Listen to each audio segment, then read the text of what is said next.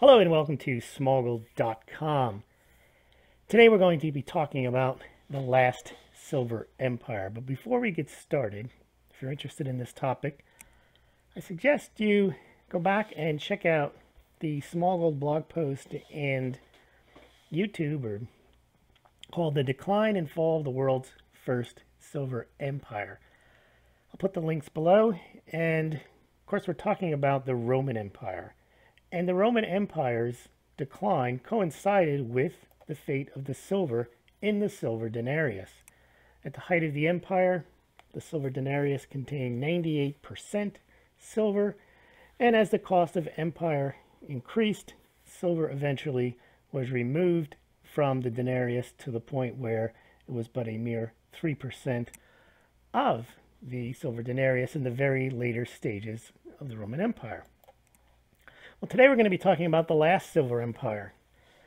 And of course, we're talking about the United States. Like the Roman Empire, the United States is paid for its welfare and warfare states by debasing its currency. No empire or no country has ever been able to keep up its spending based on its production. No matter how much a country can produce, if it really wants to grow bigger, it's going to have to go into debt in order to provide for its people and to expand its empire. It's the guns and butter, and you try to have both guns and butter. And generally, no matter how productive a country is, it cannot afford to produce or to have both in massive quantities. Guns and butter back in Roman days was called bread and circuses, which was the domestic amusement, but that didn't include the cost of expanding the empire. So you have an internal welfare state, and then you have an external warfare state, and that requires a massive outlay of funds. So as we mentioned, the Roman Empire had the same issue where the cost of empire had to be paid for somehow, and one of the ways they did it was to debase their own currency. Now the United States, and generally what happens in these empires is at one point they really are truly paying their own way. They have become an empire by producing more, by being a more productive society. Just like corporations get to the top generally, not through government subsidies, not through expanding their monopoly, but by providing a superior good or service.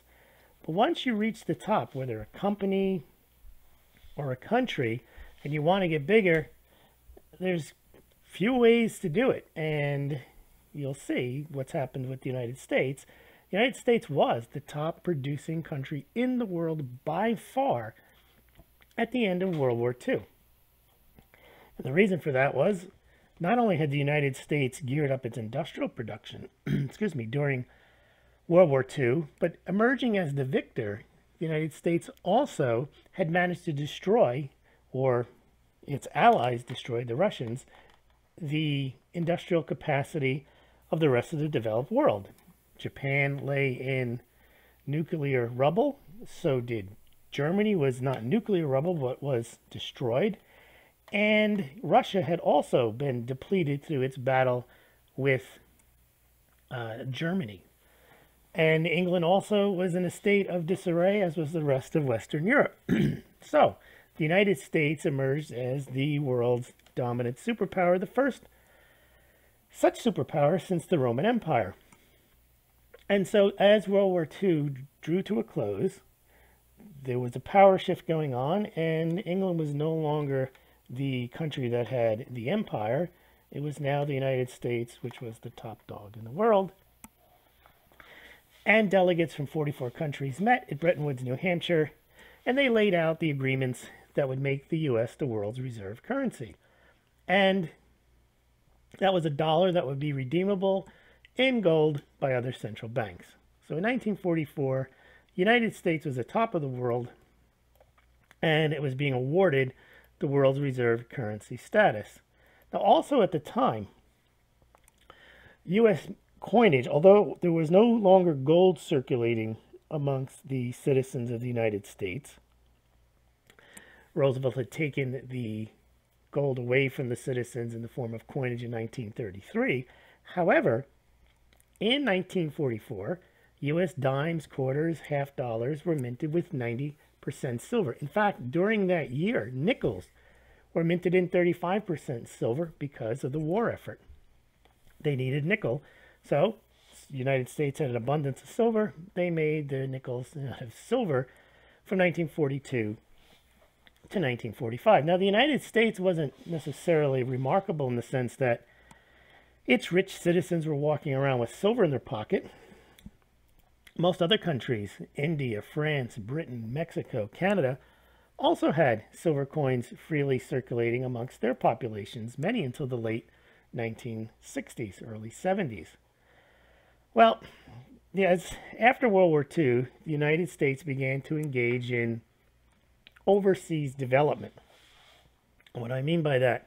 Well, one of the first projects was the Marshall Plan, which occurred after World War II, and the United States spent over $13 billion, which is over $100 billion in today's dollars, to help rebuild Western Europe, which meant that the U.S. could stamp its mark on Europe and basically claim it as a conquering territory, and Europe got split into two, Eastern Europe and Western Europe, with to the victors going the spoils. The eastern part went to Russia, which became the Soviet Union.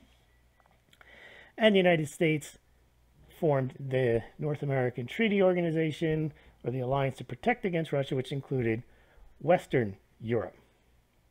And then what followed that was a Cold War, where you had Churchill calling the Iron Curtain, and you had the United States basically standing off against the Soviet Union.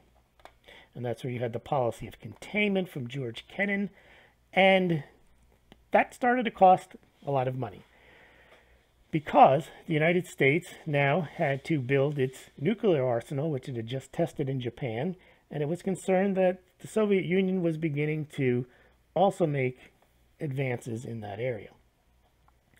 So from the late 40s onward, an arms race began. And the United States, having this now outward-looking view, prior to World War II, there was a significant movement in the United States, similar to the America First, was that the United States was to not get involved in foreign entanglements. And having gotten involved in foreign entanglements and having been successful in them, the United States has not turned its back since. However, as the country had grown rich in the 1950s under President Eisenhower, the United States began to realize that it still had significant pockets of poverty, and that led to the civil rights movement in the United States, the idea that we couldn't have second-class citizens anymore, either through racial division or through just general poverty. And the United States decided they were going to eradicate this embarrassment of poverty at the same time that they were also going to extend their influence around the world and also fight this Cold War.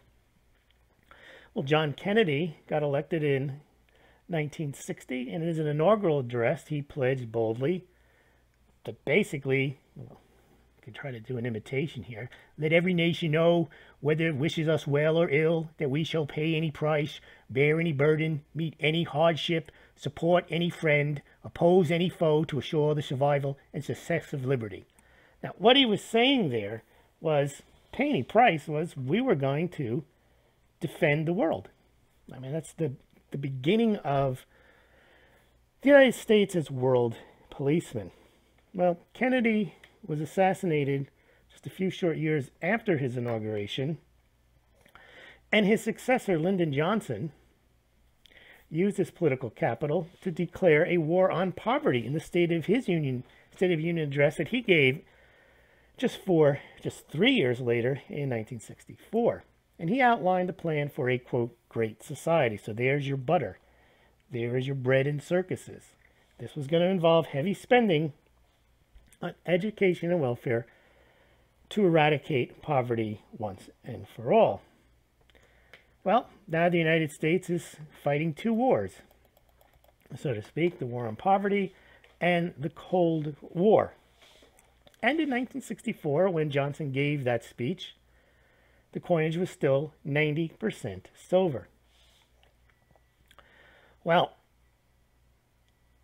even though we had gone off of gold, we still had silver in 1964. However, that would soon change. But let's just take a look here. These are the types of coins that would jingle around in people's pockets. These coins are probably worth $1.50 for a dime, $5 for $5 for a half a dollar. The price of these has gone up significantly because of their metallic content. But these are just everyday coins that people used, and the silver was part of the money supply. And that had been the case since the United States had been in play. Prior to having its own mint, it used the pieces of 8. And then when they started minting their own coins in the late 1700s, it made coins about 90% silver. The actual amount was 89.24% silver and 10.76% copper. But then starting in 1840, they cleaned things up and they made things 90% silver and 10% copper. Now, during World War II, we mentioned nickels were also made of silver. So during the silver era, which was 1794 to 1965, you might say that was the peak of the United States, was 1965. Because that was the point where the United States had not lost a war, in the sense that they had just engaged in the Vietnam War in 1964, 1965, which would end in basically a standstill 10 years later, after a loss of maybe 50, 60,000 American lives and countless Vietnamese lives. And the United States had to worry about Russia, China, and other countries exerting their dominance in their areas and acting as a pushback to the United States. But in 1918, before the United States only got involved in World War I, just as a kind of a test for their internationalism, the United States was able to mint down 270 million U.S. silver dollars under the Pittman Act to help the United Kingdom alleviate a silver shortage, and also to help the U.S. silver mining industry. So silver has always been manipulated by political interests. This was one where silver was cheap and the U.S. silver mining industry needed more silver to be made. So the U.S. sold not silver dollars. They recalled 270 million U.S. silver dollars, which is about 250 million ounces, and they shipped it over to England so it could alleviate a silver shortage in its colony, India. And of course, they charged the United Kingdom a premium, and then because the United States was short silver, for at least for a period of time, the mintages of the dimes and quarters suffered because there wasn't enough silver yet available, having melted down the they had melted down the dollars, and therefore all of the replacement silver, not all, but maybe 70-80% of the replacement silver that was mined under the Pittman Act was to go and replace all the silver dollars they had melted down. So these types of silver dollars were minted in decent quantities from 1918 and then 1919, 2021 through this type, and then from then on, from 1921 to 1935, they minted the peace dollar. And the other coins mintages suffered, and as a result, in 1934, this is a subject of another video, when the United States actually confiscated silver in order to make coins. People are not aware of that. If you're interested in that story, I'll leave a link below on when the United States confiscated silver. And the reason they had to confiscate it was they had melted down 270 million U.S. silver dollars.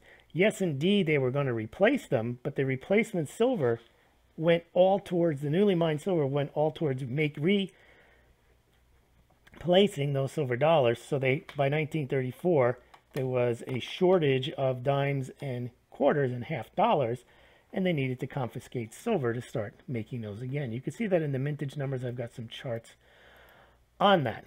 But in 1964, when the United States was still unchallenged in the world after World War II, look how much silver they they were managed to produce for everyday use. They used 550 million ounces of silver just to make coins that people can use in everyday life. Now, there was a reason in 1964 and also early into 1965 they minted this many coins and used this much silver, was they were planning on in 1965 those dated coins would not have silver in them.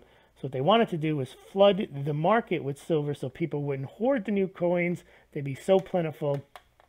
And that's actually what Lyndon Johnson said when he signed the Coinage Act was, don't even think of hoarding these coins, because if you do, they're not going to be worth anything. And we've got even more silver, and we will use it to lower the price, so don't even try it. Well, you know, big talk, but that didn't last very long. But it does show, and ain't this the thing with natural resources, eventually you don't have an endless supply of silver. Interestingly enough, though, the United States did have 550 million ounces of silver to use to make coins in 1964. And, you know, that today is 5/8 of the entire silver mining production.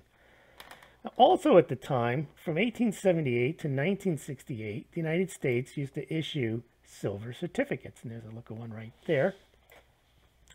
And they were issued under the Bland-Allison Act, and which also authorized the minting for the first time of those big Morgan silver dollars.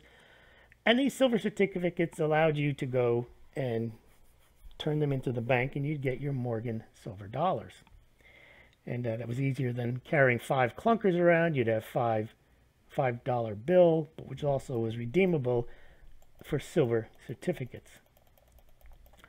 Now, here's the thing most people don't know about John Kennedy. He broke with the long Democratic Party tradition that supported inflationary policies that favored silver and silver mining interests. And we saw through history, both in the Bland-Allison Act and in the Pittman Act of 1878 and 1918, respectively, that silver was always a thing for the Democrats.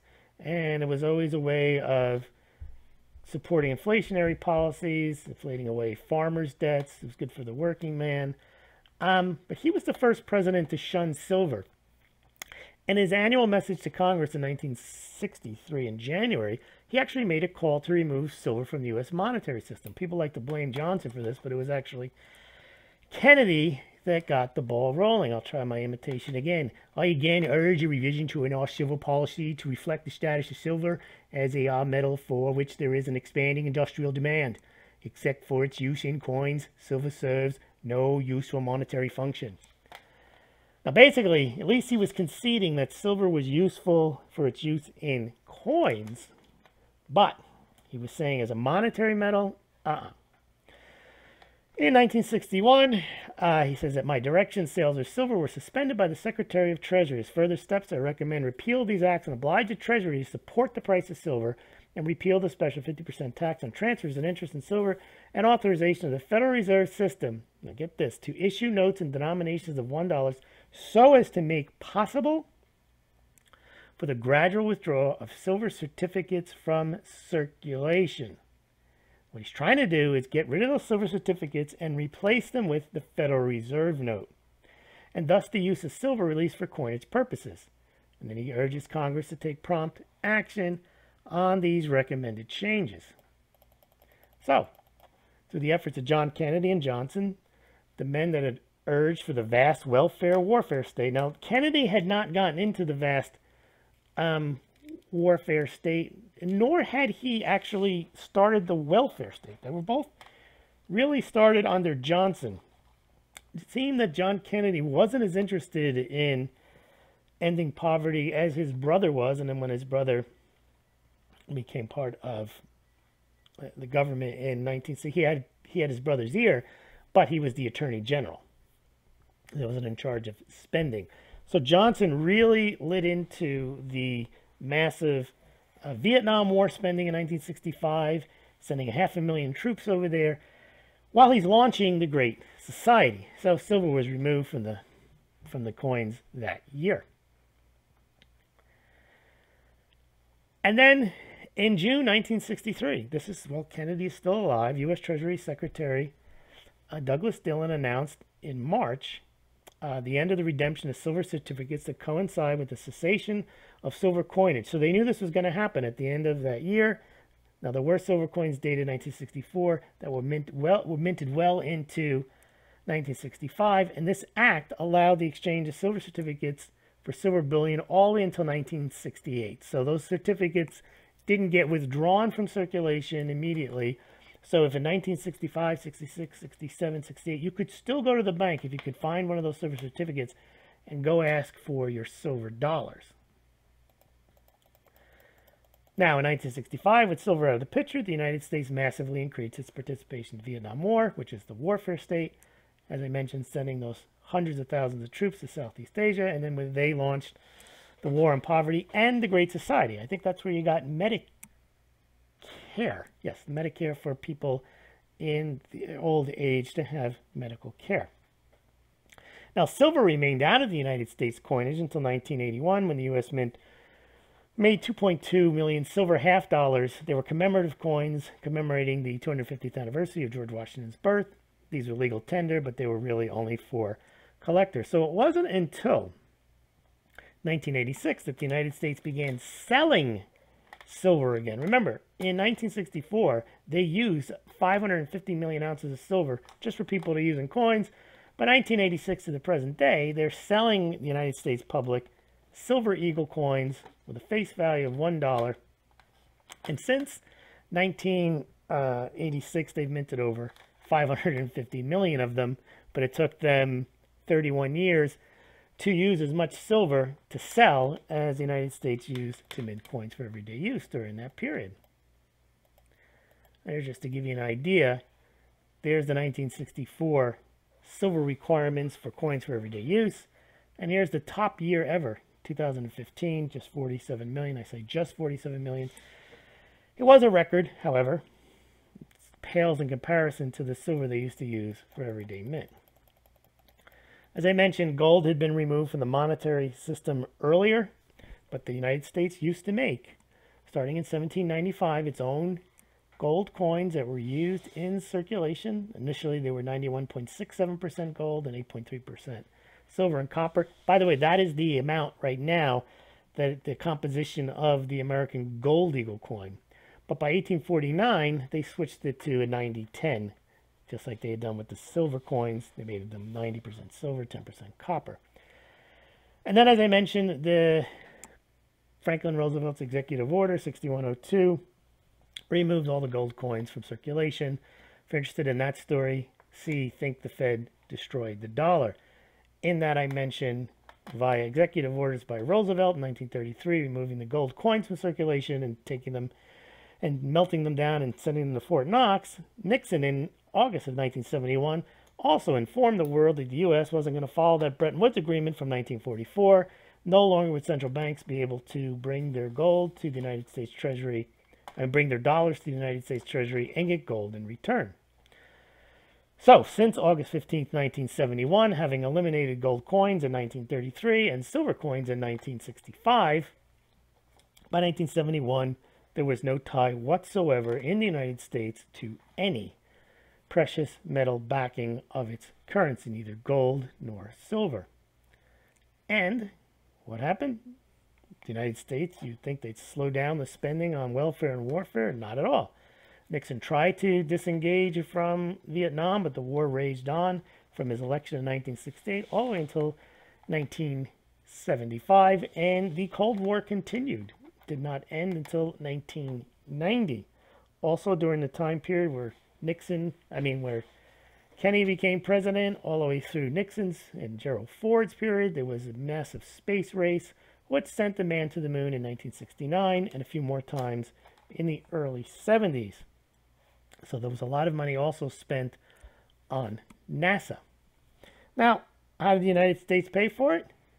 Well, they started to issue more bonds to foreigners, and that's what's happened. You see China, the world's reserve currency, since removal of the Bretton Woods agreements, you would have thought the United States dollar would have lost a lot of traction, and initially that was thought to be the case, but because of the petrodollar agreements, the United States dollar is used so widely and its treasuries are held so widely that the United States owes trillions of dollars just to foreigners because they buy their bonds, United States bonds, to hold as reserves and to spend in international trade. Here's just a quick chart showing the ballooning of the United States deficits, and you can see these are nice, manageable deficits from 1910, 20, 30, 40, 50, 60. It wasn't really until the 70s that things started to really double a pace, but you can see just in the last 10 years, they've really ballooned. I haven't updated this chart, but if you update this now, this 18.1 trillion is now over 20 trillion, and it doesn't include the unfunded liabilities of the plans of Social Security, Franklin Roosevelt, and Lyndon Johnson's Medicare. It doesn't also include U.S. agency debt, like government-sponsored things like Fannie Mae, Freddie Mac, Sallie Mae, and then I mentioned Social Security and Medicaid. Also, it doesn't include state government debt, city government debt, and that's expected to be a few $1 trillion as well. Now, where does all this money go? Well, we know about the spending programs, the domestic spending programs, and we have to add to that now refugee programs, resettlement programs, besides your traditional health and human services programs that deal with healthcare subsidies, that deal with food subsidies in the forms of food stamps. But now we have foreign aid, and then we also have a small refugee program. But wars are also another big expenditure, and we'll take a look. I'll leave a link, but you can see some of the wars here that since 1945, the costs associated with those wars. You've got the Cold War, which is estimated in today's value of $8 trillion. That was the space race, which began after a Russian cosmonaut went into space, and the United States decided they had to beat the Russians in space, and they also had to create more interballistic missiles than Russia, and that cost $8 trillion. The Korean War, they say, cost between about $30 billion in those days dollars, about $320 billion. The Vietnam War cost almost $1 trillion. The Persian Gulf War, the first one, very short war, still cost $91 billion. The Iraq War cost almost $648 billion. The Afghan War, $171 billion. That's probably closer to $250 billion now. And that doesn't include all your so-called minor wars. By the way, the last war that the United States declared officially by Congress as required under the Constitution was World War II. All these other actions since 1944, not officially declared wars.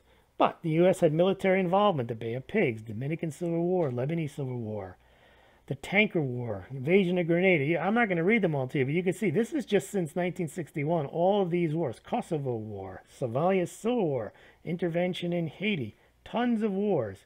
And then here is the major U.S. welfare social programs: war on poverty, Medicare, war on drugs. That's a big expenditure. Medicare D, introduced by George Bush, food stamps, Social Security, disability, welfare. And then, not just the cost of those, but the administrative cost.